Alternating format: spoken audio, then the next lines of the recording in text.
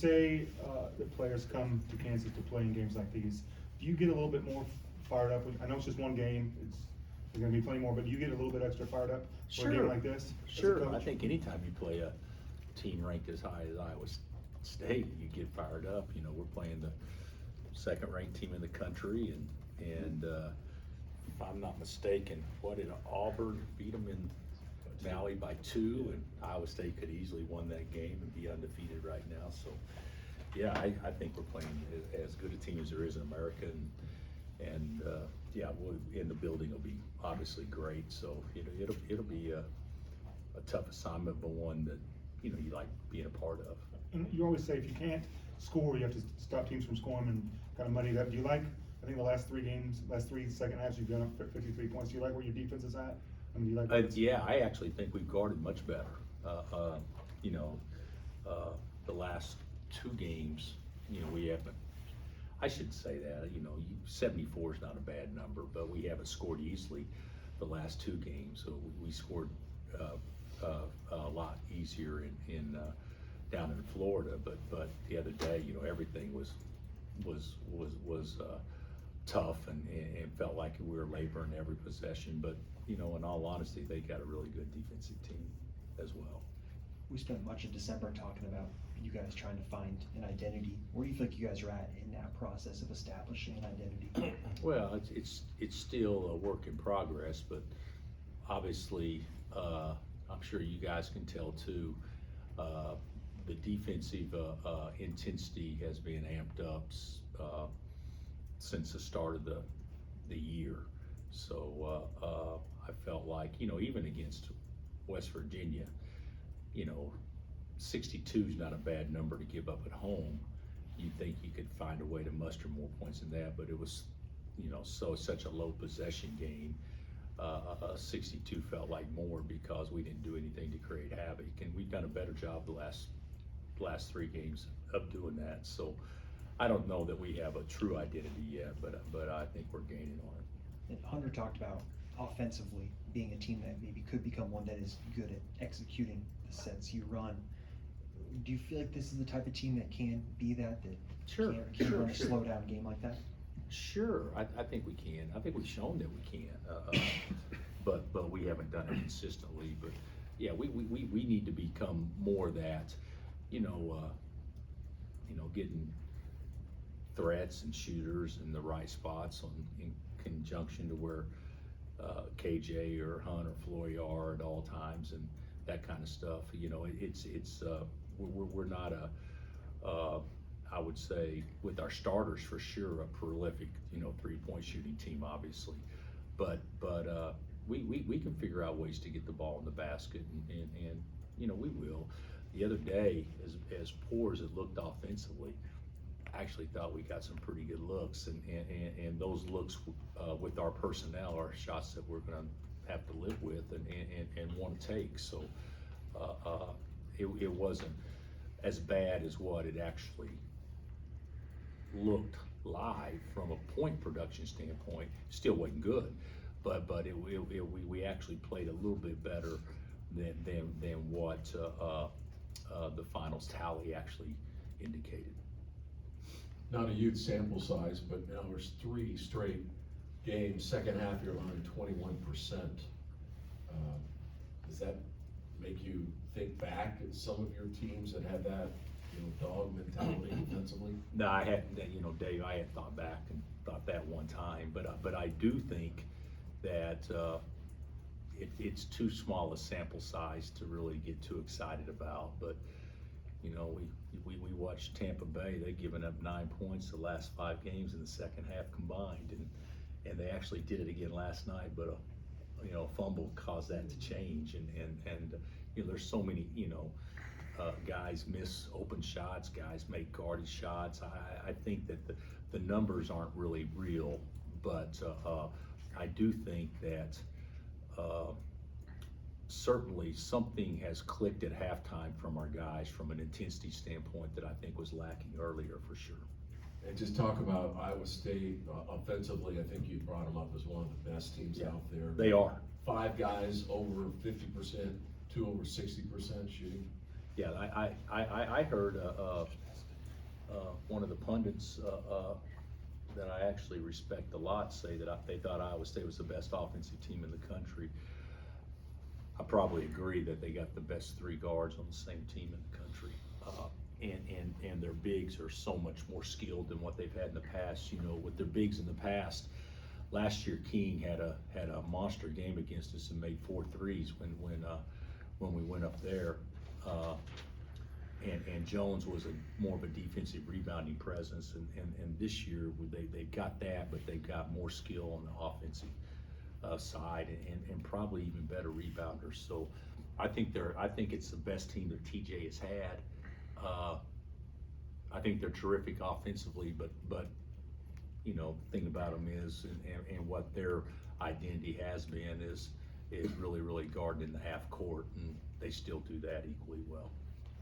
Bill, I was curious, KJ had a really good game against Cincinnati, and I think his scoring has been a little down from last year and the year before, and efficiency as well. How much of that is the roster construction, him not needing to take as many shots this year versus maybe last year, and how much you just want him to be, do you want to be more aggressive? How's that balance? I don't think it has anything to do with any of those things.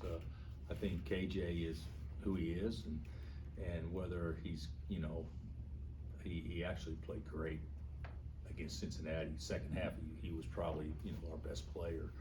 But you know, he needs to rebound the ball, which he's starting to hopefully do more consistently. He can post more, but how we get him the basketball is certainly very similar to how we got it to him last year. The year before, you know, you can say what you want to. You put 4 shooters around the center. It's totally different. I mean, we're playing him totally in a different way. You know, the year before, Jalen Wilson was our 4-man, and he's probably as good a 3-point shooter as there was in the league. So it's totally different. The way people can scout you, and the way they load up, and how they guard ball screens, and a lot of different things happening. So it's really not apples to apples, but I think that his scoring is down in some ways, but I think the way we're trying to use him is very consistent as what it was last year. How can you get Ziggy going from 3, and how's his defense been? I think very surprising his defense has probably been what he has done most consistently well, and we recruited him, you know, obviously to be offense off the bench and to make shots. But what is he, 1 for his last 14? Something like that? David said, yeah. Isn't that right, David? League play. So in league play, so obviously not very good, but I will tell you this, if he gets good looks, I'll take him shooting the ball just like I would anybody, and that's what we'll try to play to. What about AJ? Where does his season stand? His season? You know, I thought the first half the other day, he did a couple of good things to help us, and I thought Ryland actually did some things in the second half to help us more, but you know, the thing about it is, and we get so carried away with so many different things, and so let's just look at it from a coach's perspective. You know, KJ was arguably the best player we had yesterday, last Saturday in the second half, and we don't win the game and dominate defensively unless Shaq's in the game. So if you look at those 2 things, you know, Zeke's got to be in the game, Juan's got to be in the game. So we get too caught up on different things. But I thought AJ did some good things the other day. I think he's definitely making an effort to defend and some things like that. But you know, I don't look at it as AJ getting him going. I look at it more as getting a team going. And I think that obviously those 2 players I mentioned were probably as big a keys to us, you know, winning in Cincinnati as anybody. Is it too early to look at the Big 12 standings and say this game is must? Yes, it's way too early. Whenever you go on the road, you got to have a must win at the number 2 ranked team in the country. That puts a little bit too much pressure on a situation. We should go up there and play free and play easy, and not lying. I wish that Iowa State would have lost. I wish Texas would have lost. I wish Arizona would have lost. Matter of fact, I wish there was like 15 other teams in our league that lost on Saturday, but that's not how it works. So you know, I don't consider us being in the race at this moment. I don't consider us being out of it. I think we put ourselves in a hard position, because if you looked at the conference race, you guys know we play. Our schedule is different than most. So you know, we're playing the two best teams in our league twice each, and so those are hard games. But the biggest thing is hey, let's just try to get better each and every day. And we got a great opportunity on Wednesday. Kind of a granular thing, but with DeJuan and Shaq both starting, there have been some times in first halves where they're both off the court. When that's the case, just who do you want running the offense at that time, and how can it best function when you don't have? Well, it hasn't happened a lot, but it has happened in times just because of fatigue or whatever. But I don't feel, you know, I think if that's the case, then Diggy and Zeke are in the game together. So, you know, the way we play should be more positionless, and whoever gets it brings it. So I don't see it being a huge deal. But majority of the time, to your point, Henry, I would think 35 minutes of the game, I'd like to see one of those two guys in the game.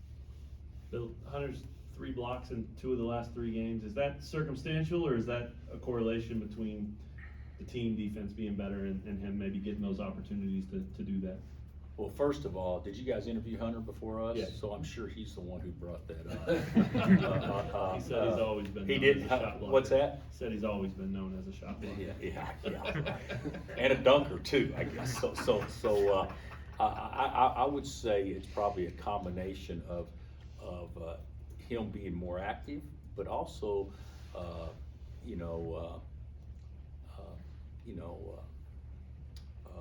pursuing the ball more activity by everybody.